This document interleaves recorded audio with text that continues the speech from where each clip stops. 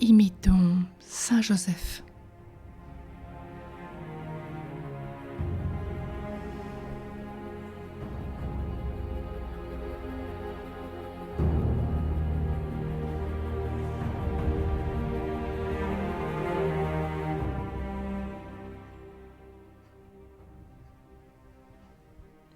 Saint Joseph, modèle de la fuite du péché.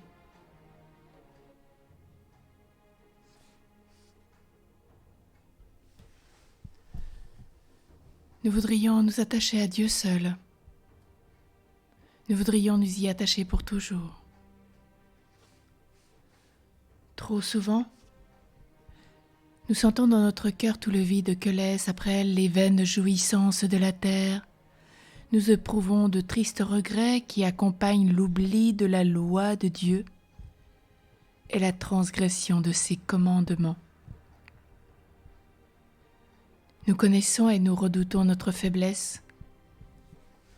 Que de fois nous avons pris la résolution de rester fidèles à nos devoirs, de fuir le péché, de renoncer à de mauvaises habitudes. Et que de fois nous avons oublié nos engagements et nos promesses.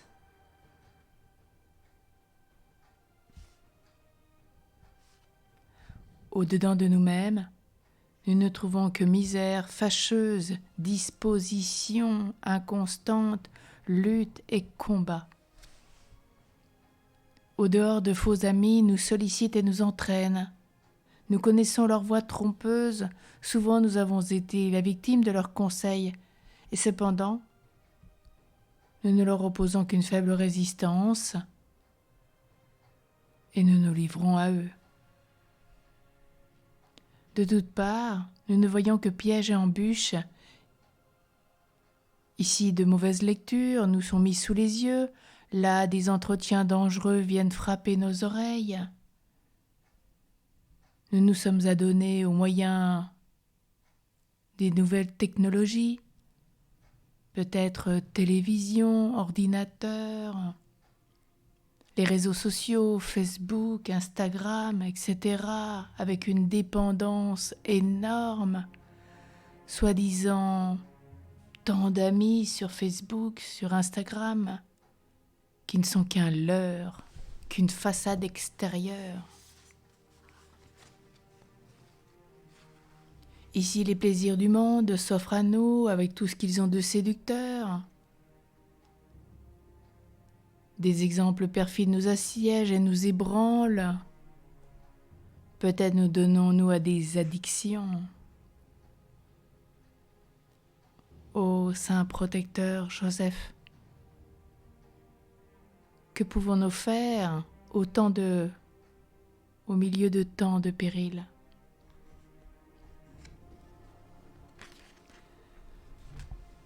Joseph nous répond qu'il n'y a qu'un seul mal sur la terre, c'est le péché.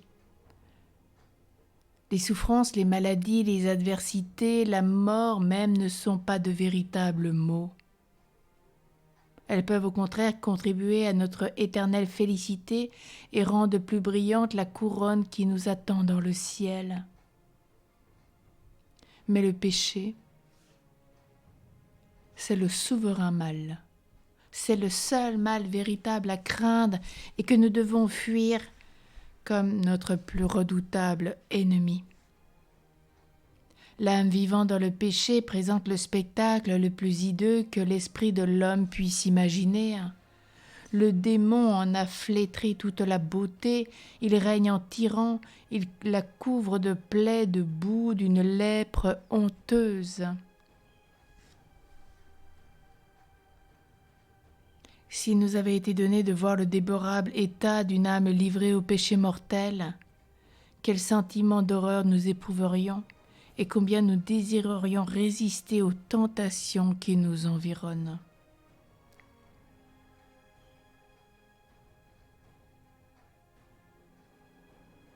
Si les pécheurs veulent nous attirer à eux, ne cédons pas à leurs instances. S'ils disent « Viens avec nous, unis ton sort au nôtre », nous rappelle le livre des Proverbes, chapitre 1, verset 10. S'ils vous disent Viens avec nous.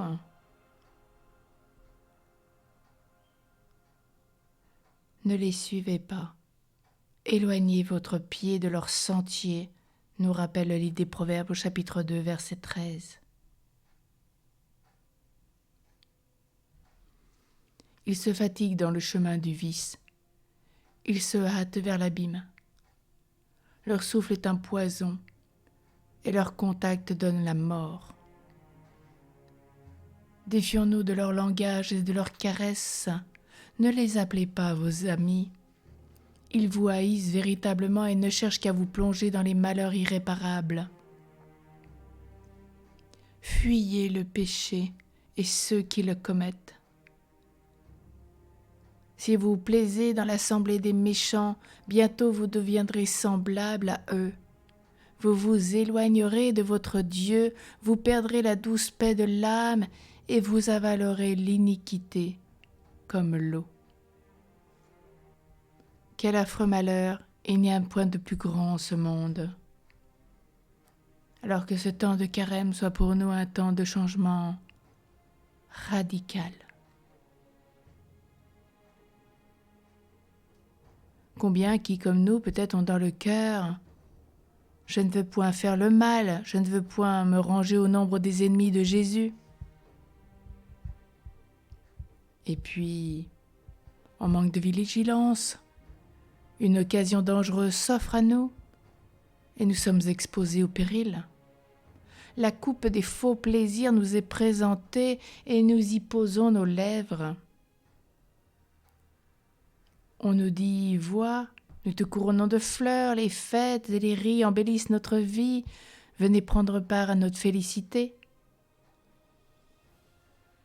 Et ils ont ajouté foi au mensonge.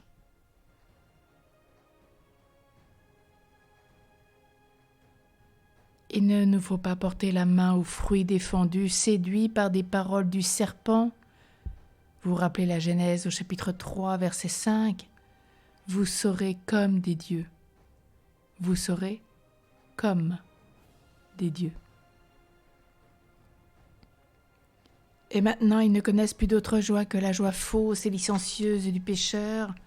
Leur front n'a plus de sérénité, la mort habite avec eux, ils restent ensevelis dans leurs iniquités, jusqu'à ce que la voix de la colère de Dieu les tire de leur sommeil.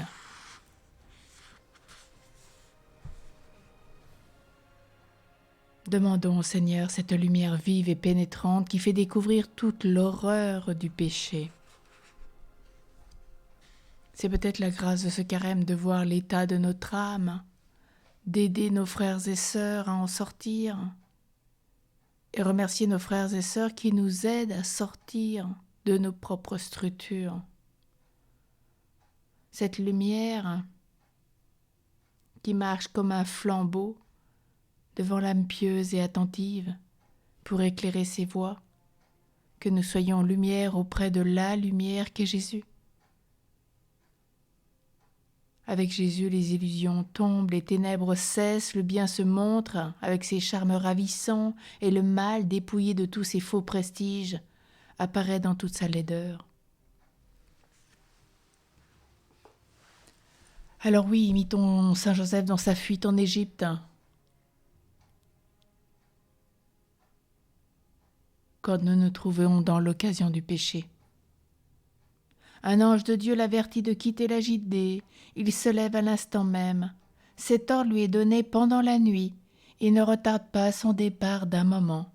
Il se met en route sans envisager ni les périls ni les fatigues d'un long voyage, ni tout ce qu'il aura à souffrir pour guider, sans ressources, sans secours, dans les pays déserts et inconnus, une tendre vierge et un jeune enfant. Fuyez avec autant de promptitude et de générosité lorsque vous vous trouverez exposé à l'occasion de faire le mal.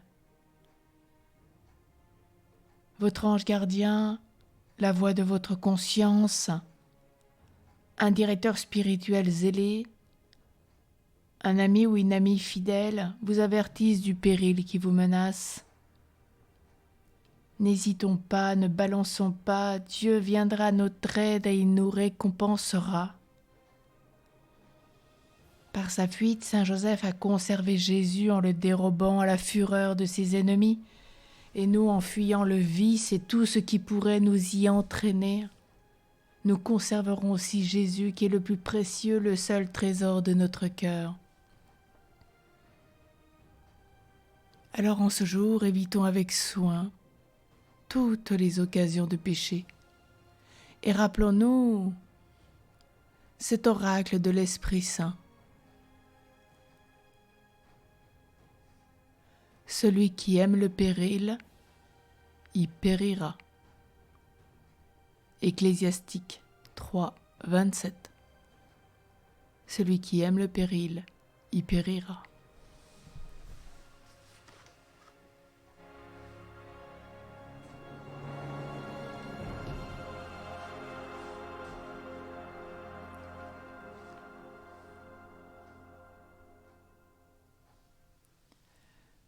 Prions avec Saint Joseph, le souvenez-vous.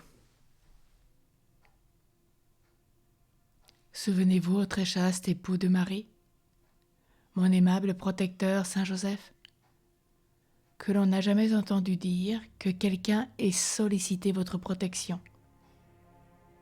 et imploré votre secours sans avoir été consolé. Je viens avec confiance me présenter devant vous et me recommander à vous avec ferveur. Ne rejetez pas mes prières, Père virginal du Rédempteur, mais écoutez-les avec bonté et daignez les exaucer. Amen.